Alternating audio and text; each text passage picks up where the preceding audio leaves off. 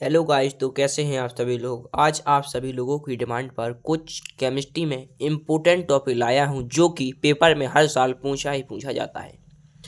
तो आज अपन लोग केमिस्ट्री में इम्पोर्टेंट क्वेश्चन करेंगे। इम्पोर्टेंट क्वेश्चन क्या है, सबसे आज पहले देखेंगे अपन लोग कोल-राउस का नियम। कोल-राउस का नियम हर साल पेपर में पूछा जाता है। आपके यूपी बोर्ड के 7 सेट बनते हैं, तो 7 सेट में से 3 या 4 सेट में कोल-राउस का नियम आएगा जरूर। ठीक, तो आज इसको कंप्लीट करेंगे। तो आपको हेडिंग क्या डालनी है, कोल-राउस का नियम। तो इसमें लिखना है किसी प्रबल विद्युत अपघटय की अनंत तनुता पर मोलर चालकता, यानी कि मोलर चालकता अनंत पर। इसका मतलब क्या है, मोलर चालकता अनंत पर उसके धनायन व ऋणायन की मोलर चालकता के योग के बराबर होती है। कोल-राउस का नियम क्या कहता है, प्रबल विद्युत अपघटय की अनंत तनुता पर मोलर चालकता, यानी कि मोलर चालकता अनंत पर उसके धनायन व ऋणायन की मोलर चालकता के योग के बराबर होती है। ठीक, इसके बाद एग्जाम्पल को तो आप समझेंगे। एग्जाम्पल फर्स्ट लिया, मोलर चालकता अनंत पर। इसका मतलब क्या है, 0 लिखा, यानी कि मोलर चालकता अनंत पर।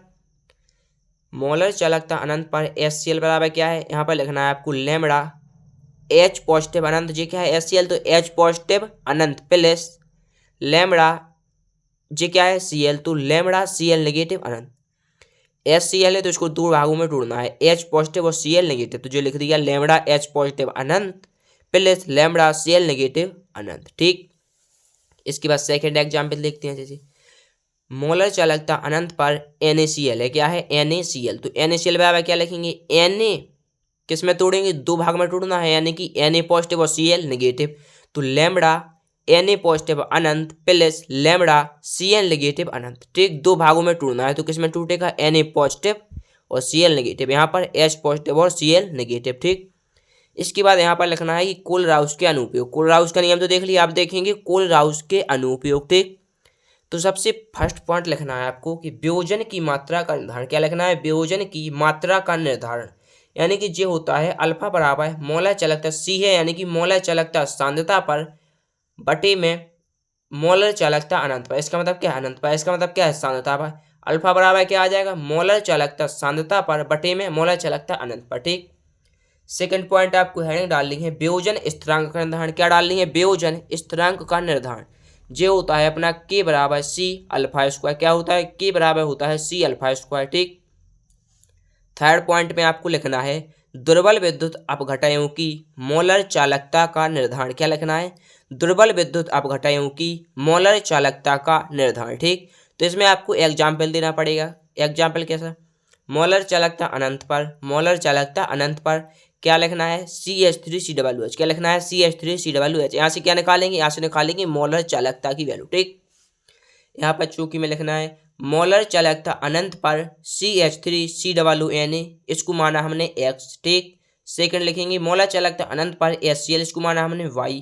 मोलर चालकता अनंत पर NaCl बराबर यहाँ पर हमने माना Z। ये तीनों X Y Z, ये तीनों क्या है, ये तीनों है प्रबल। क्या है, प्रबल। अब इसमें से क्या करेंगे, इसमें से कॉमन लेना पड़ेगा। तो एक बार आपको रिपीट कर देते हैं। सबसे पहला आपको लिखना है कोल-राउस के अनुप्रयोग। तो सबसे पहला लिखना है वियोजन की मात्रा का निर्धारण, यानी कि अल्फा बराबर मोलर चालकता सांद्रता पर बटे में मोलर चालकता अनंत पर। इसके बाद सेकंड पॉइंट वियोजन स्थिरांक का निर्धारण। तो इसमें लिखना है K बराबर C alpha square. Third point दुर्बल विद्युत अपघटयों की मोलर चालकता का निर्धारण, यानी कि मोलर चालकता अनंत पर CH3COOH। यहाँ से निकालेंगे मोलर चालकता, यहाँ पर मोलर चालकता अनंत पर CH3COONA, इसको मान लेंगे X। मोलर चालकता अनंत पर HCl, इसको मानेंगे Y। मोलर चालकता अनंत पर NaCl, इसको मानेंगे Z। ये तीनों क्या है, X Y Z। X Y Z जो है वो है प्रबल अपने। ठीक, अब यहाँ से X Y Z में से कॉमन लेंगे, जो कॉमन होगा उसको क्या करेंगे, ऐड यानी कि जोड़ेंगे, बाकी घटा देंगे। तो कॉमन वालों को ऐड यानी कि जोड़ना, बाकी क्या कर देंगे, घटा देंगे। तो इसमें कॉमन क्या है, X प्लस वाई कह देंगे, माइनस का कह देंगे Z। तो आई होप आप सभी लोगों से उम्मीद करूंगा कि आप सभी लोगों को कोल-राउस का नियम बहुत आसानी से समझ में आया होगा। मिलेंगे किसी ऐसे ही बेहद शानदार टॉपिक के साथ, तब तक के लिए जय हिंद जय भारत।